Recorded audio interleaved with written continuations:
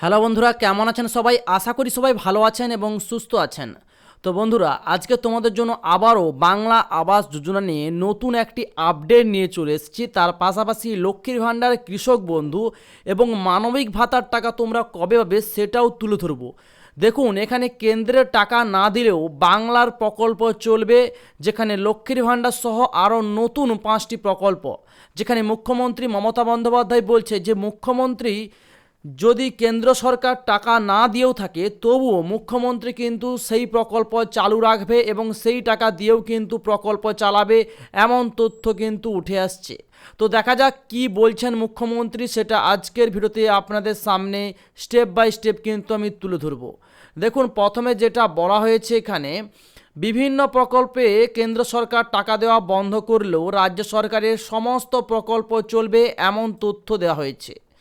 রাজ্য সরকার খুব শীঘ্রই আরও 5 লক্ষ মহিলাকে, এখানে আমি দেখাচ্ছি, দেখুন আরও 5 লক্ষ নতুন অর্থাৎ নতুন মহিলাকে কিন্তু লক্ষ্মীর ভাণ্ডার প্রকল্পে যুক্ত করতে চলেছে। অর্থাৎ নতুন করে আবারও 5 লক্ষ মহিলা কিন্তু এই লক্ষ্মীর ভাণ্ডার টাকা পেতে চলেছেন।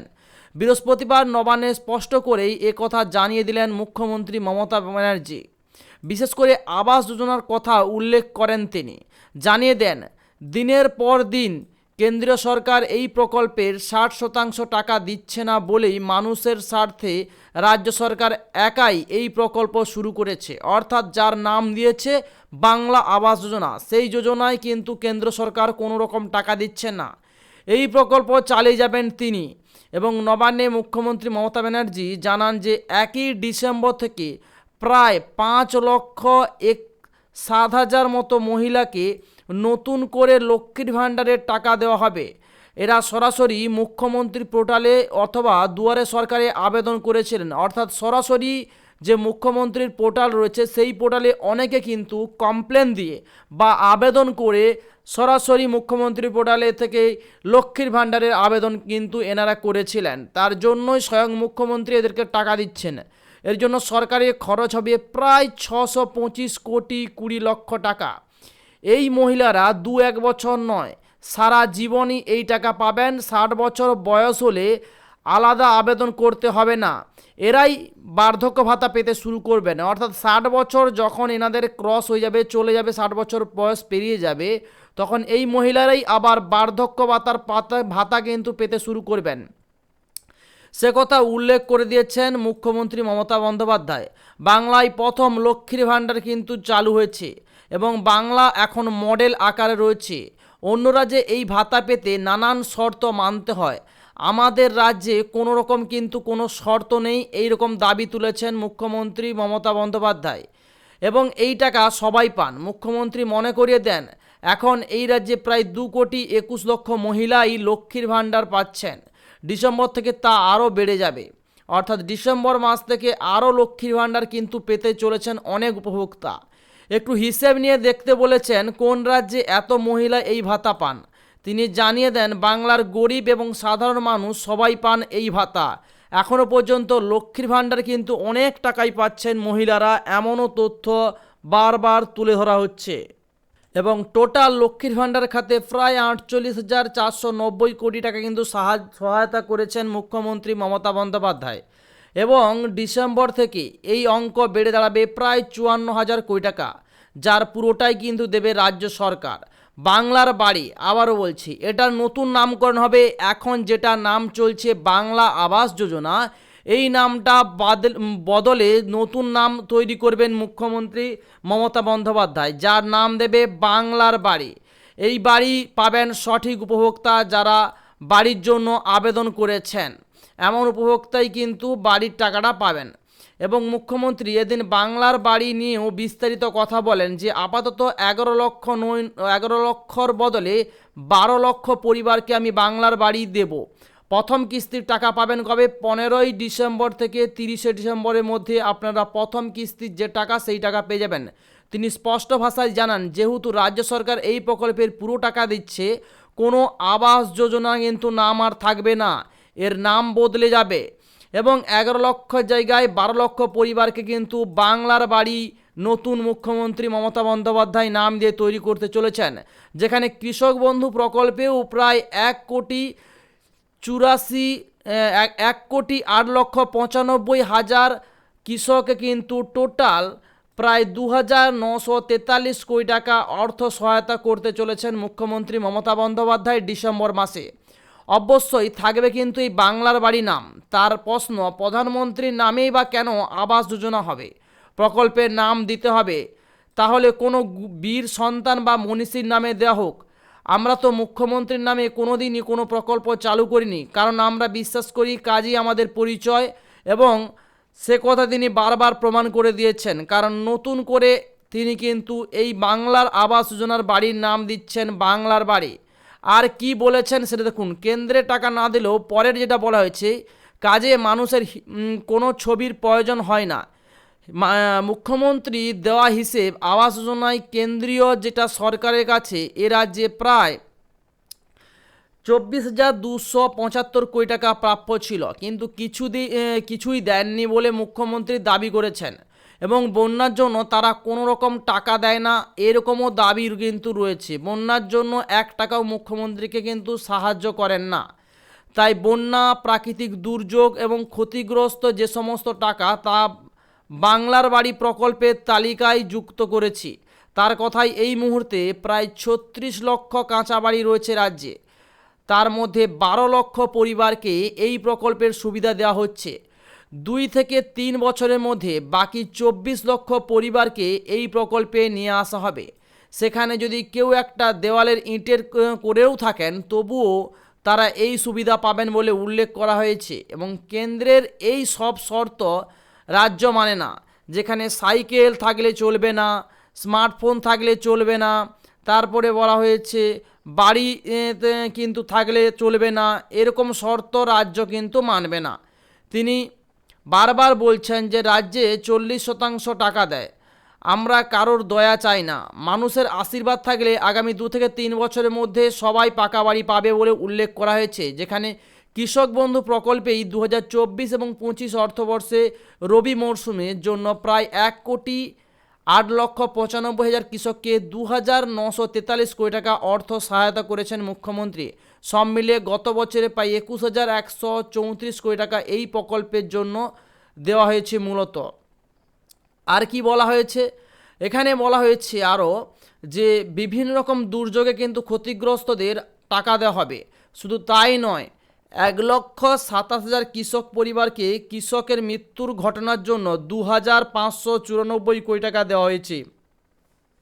মুখ্যমন্ত্রী আরও বলেন, আমরা কথা দিলে কথা রাখি।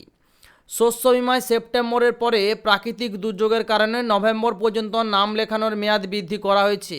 এই 2 মাসের মধ্যে মূলত এখনও পর্যন্ত প্রায় 65 লক্ষ কৃষক এই সুবিধা পেতে নাম লিখেছেন। তিনি তথ্য নিয়ে জানিয়েছেন ইতিমধ্যেই 1,02,00,000 কৃষককে প্রায় 221 কোটি টাকা সহায়তা দিয়ে করেছেন তিনি। শুধু কৃষকরাই নন, এই প্রকল্পে বর্গাকার বা যারা ভাগচাষি সেই সমস্ত চাষিও কিন্তু ক্ষতিপূরণের টাকা পাবেন। এবং মূলত ডিসেম্বর মাসে মধ্যেই প্রত্যেকে এই টাকা পেয়ে যাবেন বলে উল্লেখ রয়েছে। এবং কেন্দ্র 1 পয়সাও কিন্তু দেননি। কৃষকদের 3 একরের জমি থাকলেই তবেই কেন্দ্র সাহায্য করে, কিন্তু রাজ্য 1 একর থাকলেই 10,000 টাকা দেবে বলে উল্লেখ করেছে। অন্য কোনো রাজ্যে কিন্তু এই ব্যবস্থাই নেই। তাছাড়া বিধবা ভাতা নিয়ে তিনি আরও বলেছেন, ডিসেম্বর মাসে মূলত নতুন করে 43,900 জন মহিলাকে বিধবা ভাতা দেওয়া শুরু করবে বলে মুখ্যমন্ত্রী জানিয়েছেন। এর ফলে টোটাল কত টাকা খরচ হবে? এর ফলে প্রায় 20,32,000 বেশি মহিলাকে বিধবা ভাতার সুবিধা দেবেন বলে উল্লেখ করেছেন। তাছাড়া ডিসেম্বর মাসেই মানবিক ভাতার কথা উল্লেখ করেছেন। বিশেষভাবে সক্ষম আরও 19,000 মানুষকে মানবিক ভাতা পাবেন।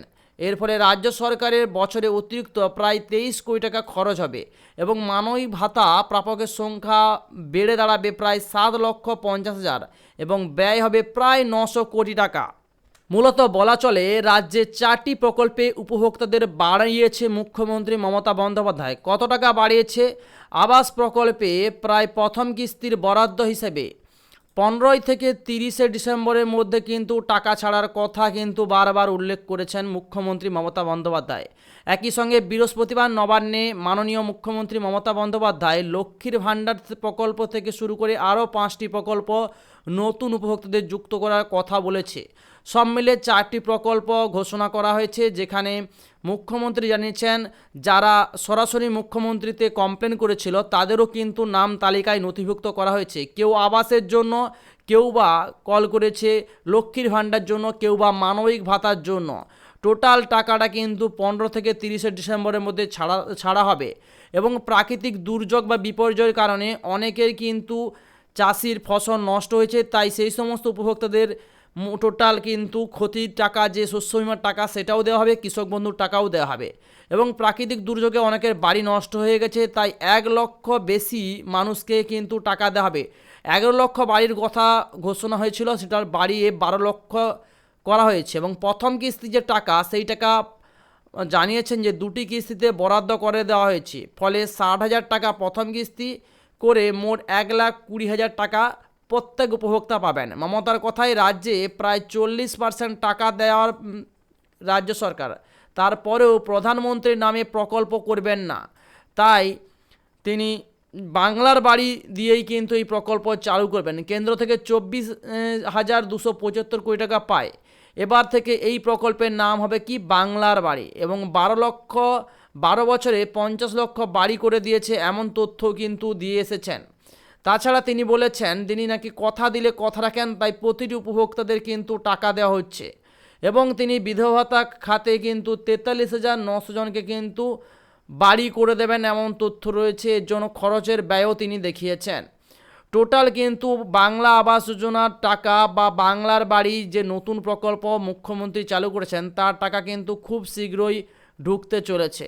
তাছাড়া তিনি আরও বলেছেন যে মমতার লক্ষ্মীর ভাণ্ডারে আরও কিন্তু 5টি প্রকল্প অ্যাড হয়েছে।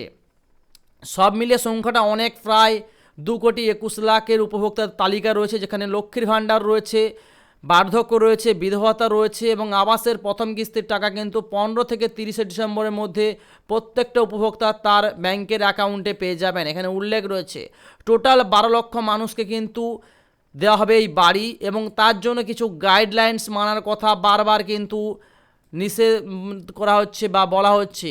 এবং এখানে দুয়ারে সরকার থেকে শুরু করে যারা সরাসরি মুখ্যমন্ত্রী হেল্পলাইন নাম্বারে কমপ্লেন করেছেন তাদেরও কিন্তু এই বাড়ি দেওয়া হবে।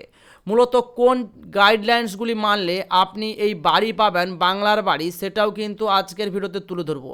মূলত যে গাইডলাইন্সগুলি প্রত্যেকে যদি মানতে পারেন তাহলেই কিন্তু আপনি বাড়ি পেতে চলেছেন, এমনই গাইডলাইন্স রয়েছে। মূলত এখানে গাইডলাইন্সের মধ্যে কি রয়েছে সেটা দেখাচ্ছি। প্রথমত এখানে আপনি সমষ্টি উন্নয়ন আধিকারিক যেটা বিডিওকে চিঠি করবেন সেটা দেবেন।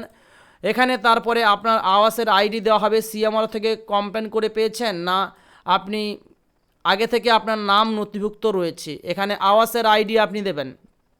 এখানে আবাসের আইডিটা দেবেন। দেওয়ার পরে এখানে বিষয় হিসেবে নতুন বাড়ি নির্মাণের জন্য আর্থিক সহায়তা প্রদান। এখানে ফর্মটিকে আপনাকে ভালোভাবে ফিল আপ করতে হবে। এখানে মহাশয় অথবা মহাশয়া আপনার নাম দেবেন, শিব অথবা শ্রীমতী, পিতা কিংবা স্বামীর নাম দেবেন, গ্রাম দেবেন, ব্লক দেবেন, ডাকঘর, সমস্ত ডিটেলস ফিল আপ করার পরে এখানে আপনি কাঁচা বাড়িতে থাকেন এমন একটা ডিক্লারেশন দিচ্ছেন, এবং আপনি আবাসে অলরেডি তালিকাভুক্ত ছিলেন অথবা আপনি সিএমআরতে কমপ্লেন করে বাড়িটা পাচ্ছেন সেটা তুলবেন।